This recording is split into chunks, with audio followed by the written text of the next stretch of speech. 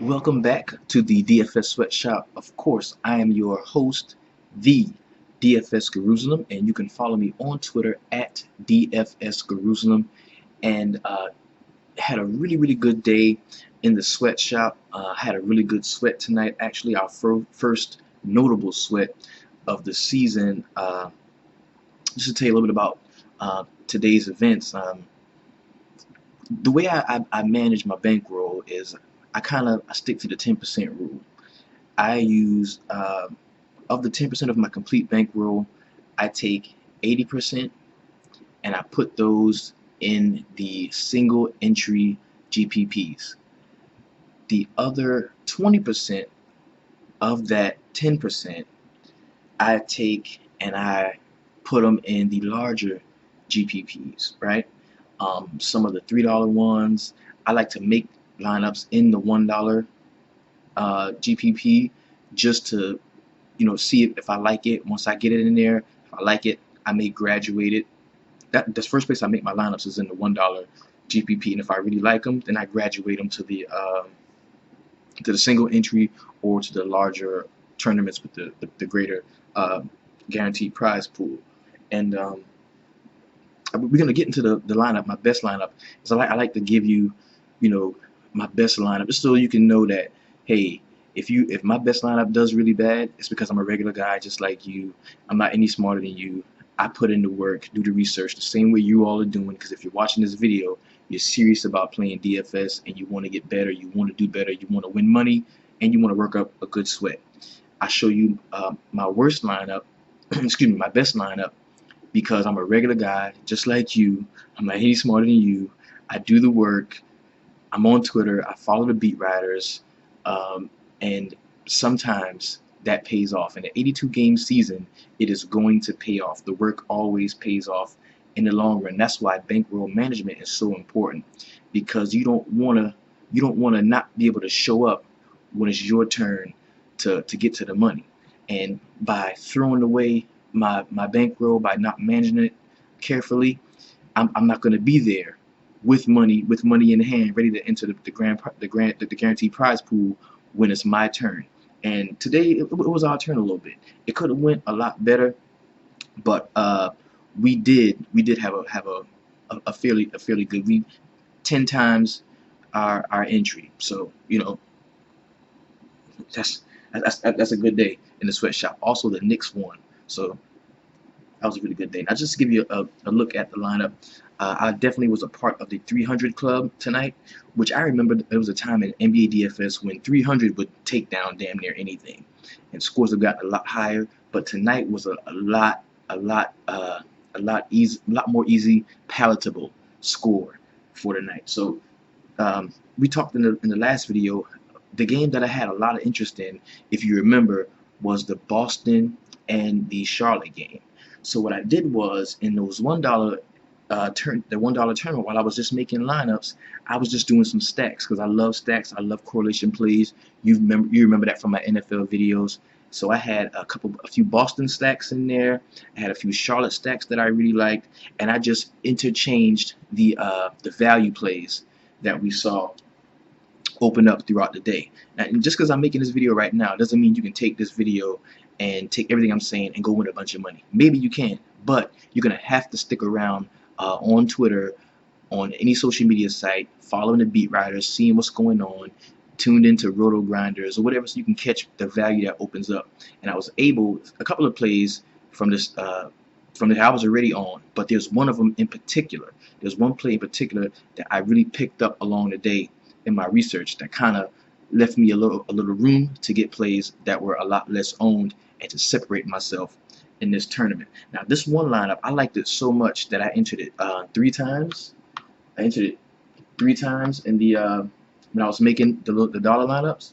And this is the 30K and one. And as you can see, I finished 6th in the tournament out of 35,000. So that was pretty good. That was pretty good. At one point, I was up to 2nd in this tournament, almost about to take it down, but the fucking lights went out in fucking Denver, and when they come back, Nikola Jokic is not on the floor, and he's fucking beasting out the whole game, like he's going ham. they had no reason to put Nurkic back in the game because Jokic was going crazy. So just to go over my best lineup of the night, like I started out telling you, I really like Boston here, and I kind of saw that when the value opened up the way it did. Excuse me, Crown Royal. When I win, I drink Crown Royal. Apple. When the value opened up earlier, I knew it was going to take a lot of people off of brand name plays. When all that value opened up, when the Patty Mills, and don't get me wrong, I had some of these guys in spots too. Patty Mills opened up. You had the situation in which kind of blew everything open. When we found out that they were resting a couple guys from San Antonio, I'm sure that changed a lot of people's mindsets and a lot of people's lineups. And we know about all the value plays that opened up. So, and of course, we're going to talk about that. Oh, and Brook Lopez. When Brook Lopez story broke, we knew that was going to make way for a Scola or Hamilton. So, give you a look.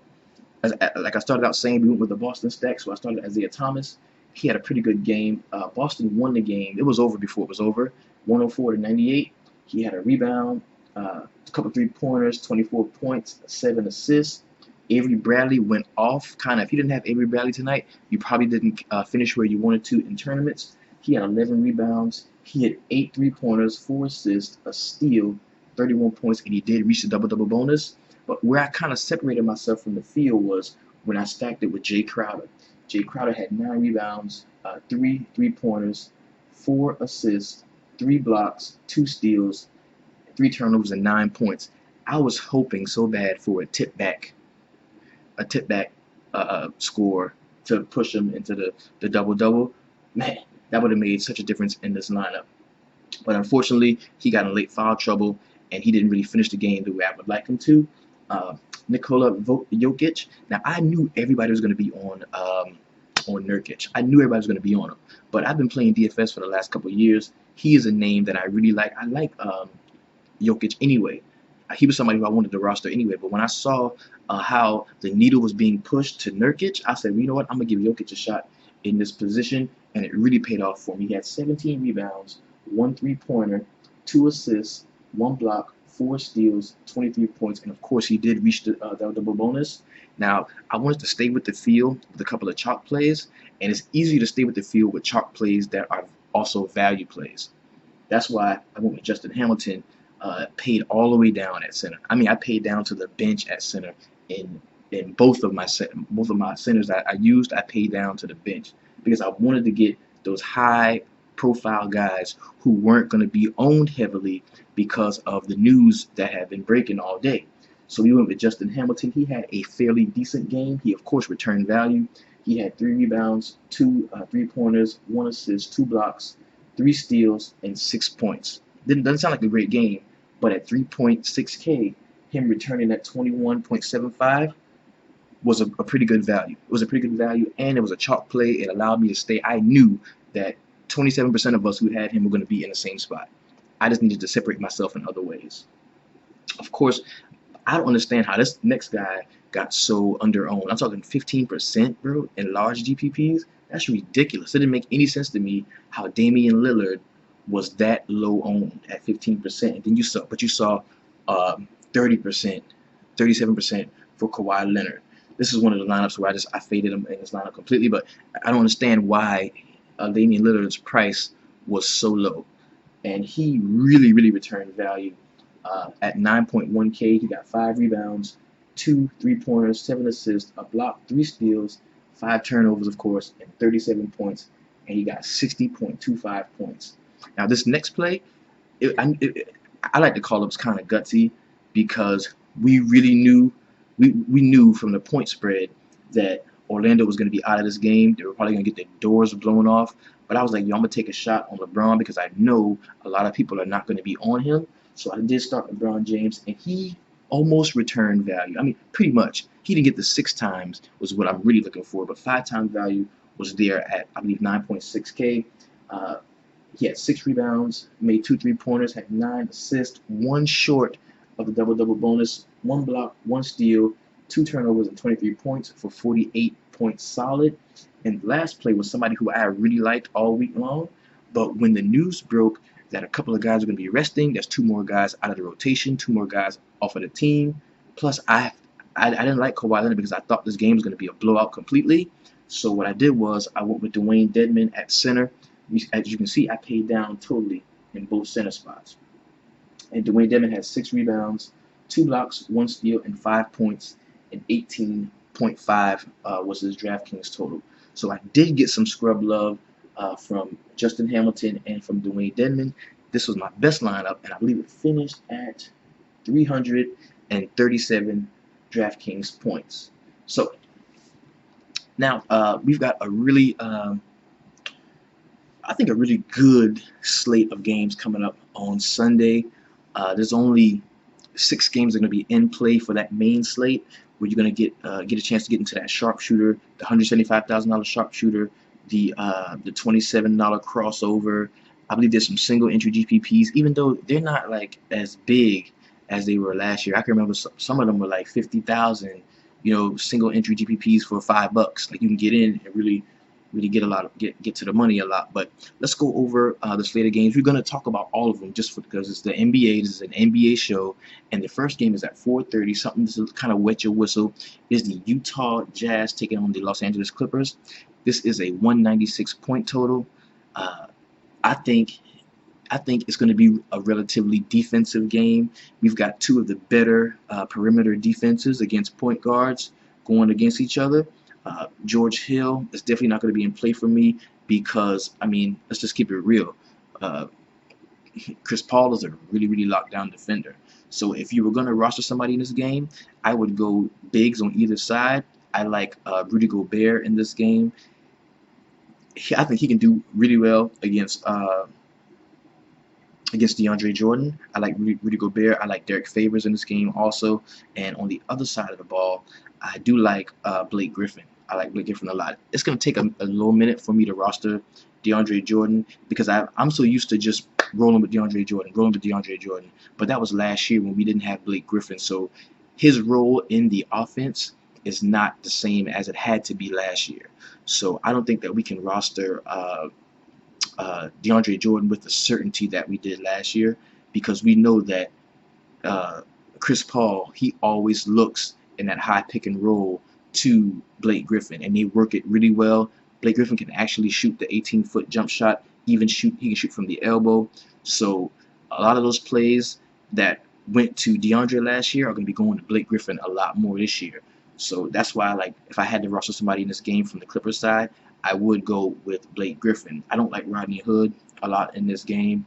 Luke Mbah a Moute, he is a shitty player, but one thing he does is he plays defense and he can lock down on the wing, and we don't have Gordon Hayward for him to be bothered with, so his focus is probably going to shift to Rodney Hood at the 2 spot. The next game we're going to talk about is going to be the Milwaukee Bucks taking on the Detroit Pistons at Detroit. This is a 193 point total, the lowest point total on the slate, I believe.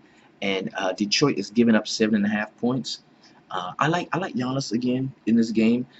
He's going to see some KCP defense and maybe a little Tobias Harris, but I still do like him and him playing from behind, being on a team that's the dog team, a road dog team. He's going to see a lot of usage, and he's very efficient when he has the ball. The offense completely runs through Giannis, so I like him. Now the guy Vaughn had a pretty good game last night, but I'm not sure. I would take a chance on a guy that unproven against a defensive team that's so good. On the Detroit side of the ball, I like Drummond in this game. It's going to be a low point total, and sometimes these low point totals aren't just because they're not going to be a lot of points scored. A lot of times, going to be a lot of missed shots, which is why the points aren't being scored. The shots are going to be there. This is the NBA. These guys are talented. The shots are there for these teams, but they're not going to make the shots. And when you're not making shots, somebody's got to get the rebound. Nobody in the league rebounds with the tenacity and the ferociousness of Andre Drummond. So I do like Andre Drummond in this game. Ish Smith is going to be a relatively cheap point guard. And we saw last night that Jeremy Lin was able to kind of have his way with Milwaukee. So we look at Ish Smith, and he may not be a bad play at all. I mean, let's his DraftKings price is 5.2K. It went up 400 from the last time out. So he may be somebody that we can start. Ish Smith, he may be somebody we can start. I like Giannis is a really good defender. He's one of the few players in the league that tries just as hard on defense as he does on offense. So I don't like Tobias Harris as much, but I do like Marcus Morris. I think Marcus Morris can be somebody we can exploit the Milwaukee wing defense with. Next game we're going to talk about, it'll be San Antonio Spurs at the Miami Heat. Now, Whiteside was dealing with an elbow issue, so we're going to have to really stay tuned on Twitter to make sure he's still going to be playing. If not, fire up Willie Reed. The dude is a fucking beast. I love him, and he is going to be like very close to minimum salary. I'm talking 3.4K. So be on the lookout for him.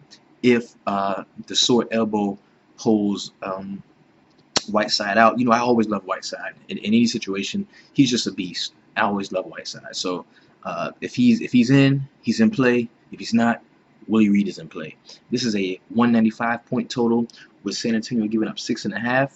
Now Miami hasn't really been as stout against the point guard as they've been in previous years, but Goran Dragic is a formidable defender. If we see Tony Parker in here, he may still be in play just because of his price, and Patty Mills definitely because of his price, because he does have a problem with those quicker, shifty point guards. Goran Dragic, that is. On the San Antonio side, Kawhi is always in play. He really started off slow tonight, didn't have a great game, but he ended up, finishing kind of where you would expect him to.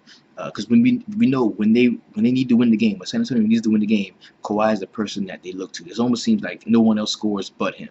So I do think Kawhi Leonard is in play tonight. On the Miami side of the ball, Justice Winslow is going to be somebody that I'm going to give consideration to. I'm not going to play Goran Dragic at all. Of course, I already said Whiteside, Willie Reed is somebody at a cheap value play if Whiteside can't go. The next game we're going to talk about, 6 o'clock game, is the Golden State Warriors at the Phoenix Suns. Now, I still like TJ Warren. He's somebody who I talked about on my last show. If Tucker's not going to play, those solid small forward minutes have to go somewhere, and I do like TJ Warren in this game. I think they'll be playing from behind big. It is a 225 point total, and it is a minus 11.5 in favor of Golden State Warriors. So they're going to be giving up 11.5 points. Now, this game is going to definitely, undoubtedly, be a blowout. I bet anything on it. They're going to blow the doors off of them. So we're going to see a lot of scrub love on the Golden State side. We know Patrick McCaw is dealing with an injury, so that opens up way for Ian Clark and Sean Livingston. I kind of don't know which way to go with this Golden State offense. The only players that I'm like, most sure about is going to eat and make value as long as his price stays where it is Draymond Green. Now, of course, KD has been balling out. He's been playing lights out, and at that salary, he has been returning value. But it's just something's telling me that the shoe's going to drop, and it's going to be all even for everybody. Like, Curry's going to want to get his shots. Klay Thompson's going to get his shots. But the only person that deals directly with each one of those players most trips down the floor is going to be Draymond Green. And that's why if I had to roster somebody from this game, that's who it would be. It would definitely be Draymond Green.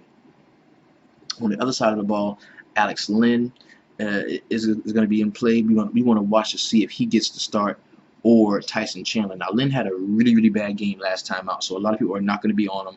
Plus, they're going against Golden State. But he's not starting. He's part of the reserve. He may get that scrub love that we're looking for to make value. I think his price should have went down, if I'm not mistaken, because he really didn't have a great game last time. We can check on that and see.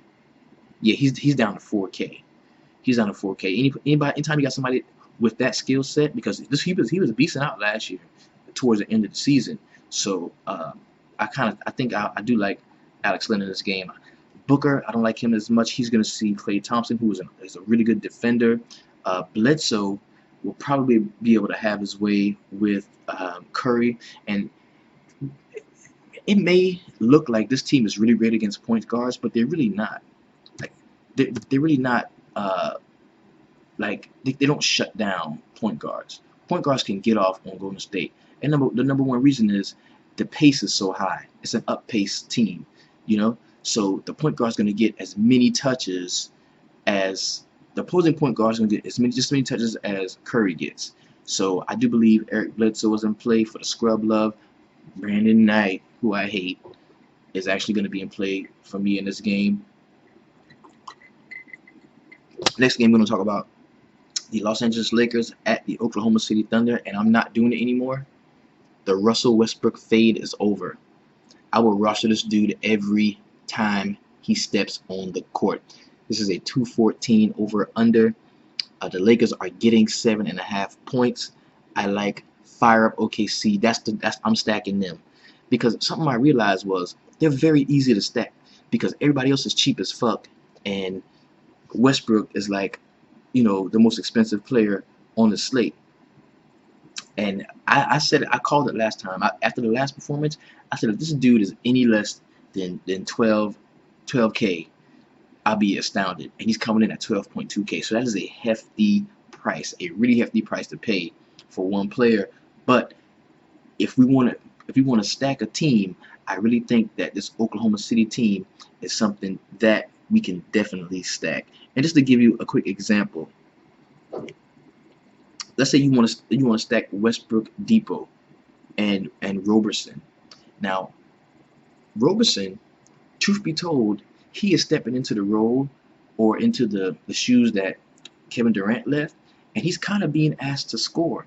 He's already being asked to defend and to be active on the perimeter, but he's also being asked to score a little bit. Now, I believe the last time out he had 9 points and 10 rebounds. He's not that great of an offensive player, not a very good offensive player at all. But, I mean, they just want somebody else on the team to pick up the pace, because, of course, they understand Russell Westbrook can try all he wants, but he can't do it on his own.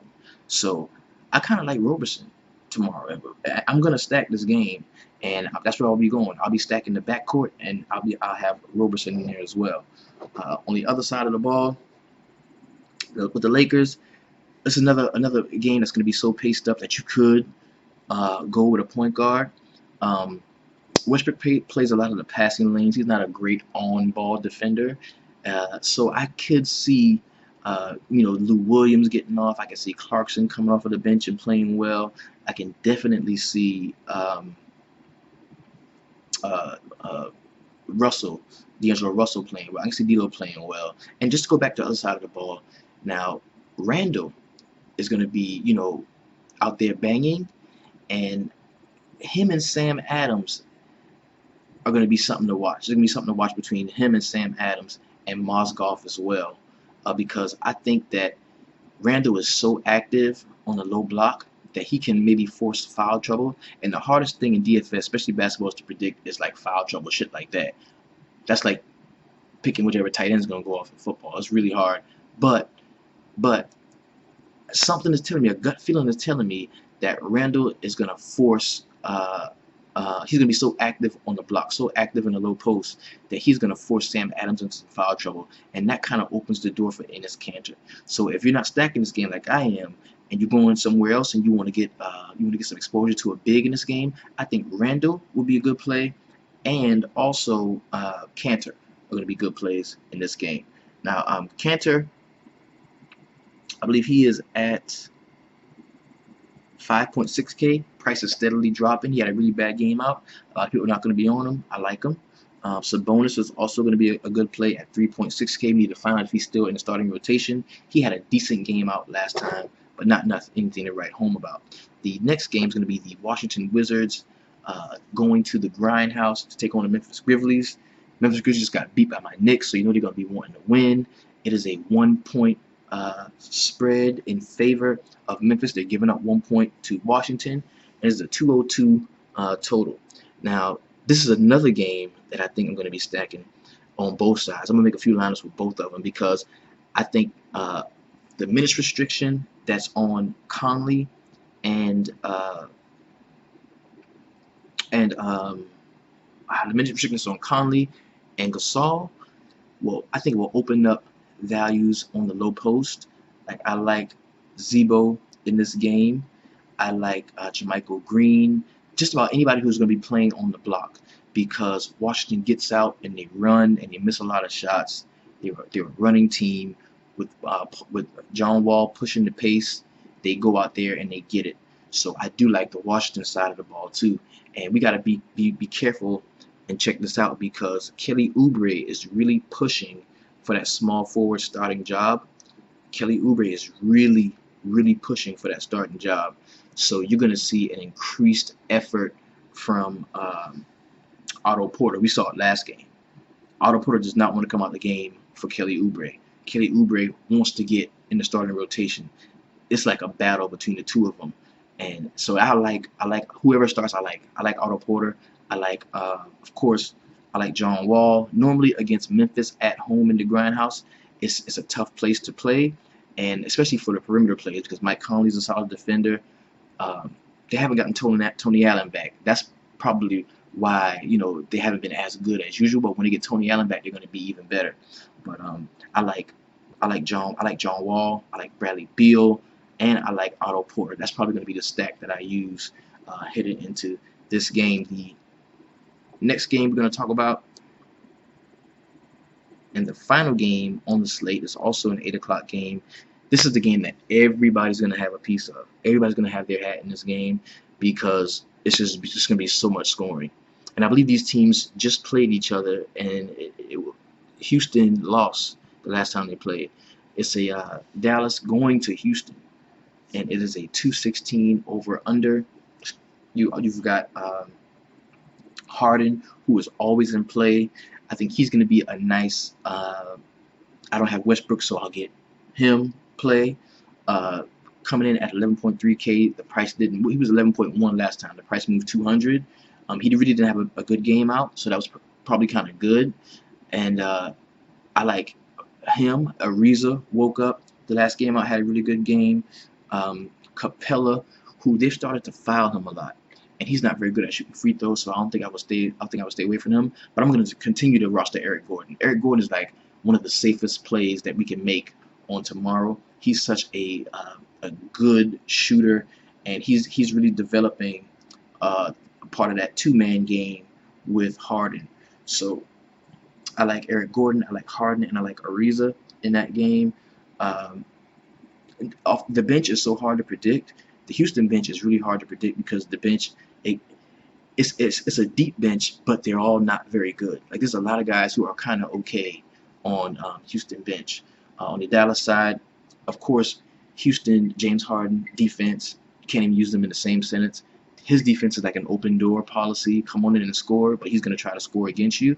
So, of course, again, I like Darren Williams. The last time out, Wesley Matthews didn't have a really great game against him. I think I would give him another shot in this game. As far as the bigs go, now we saw Powell get a start last time, and we got to keep our eyes on that. If he's going to be back in the starting rotation, that's a value that immediately opens up. We can definitely look to him. I like, because Dirk sat out last time, so we want to be vigilant, checking on the Twitter feeds. Really finding whoever's the beat writer for the Dallas Mavericks, following him on Twitter, seeing what he's got to say. And also, I like JJ Barea in this game, because these teams run such a high pace, and the higher the pace, the deeper the bench is gonna be summoned. Okay, on these low total grind out half court teams, they don't go that deep in the bench, because the players don't get as tired as quick. But on these high point totals, where there's going to be a lot of running, a lot of scoring, a lot of playing, the bench has to go deep, because they've got to spell guys a lot more, because they're tired from running so hard. Now, and see, they don't even exert energy on defense in these higher point totals, because they're so high, so the players are fresher longer.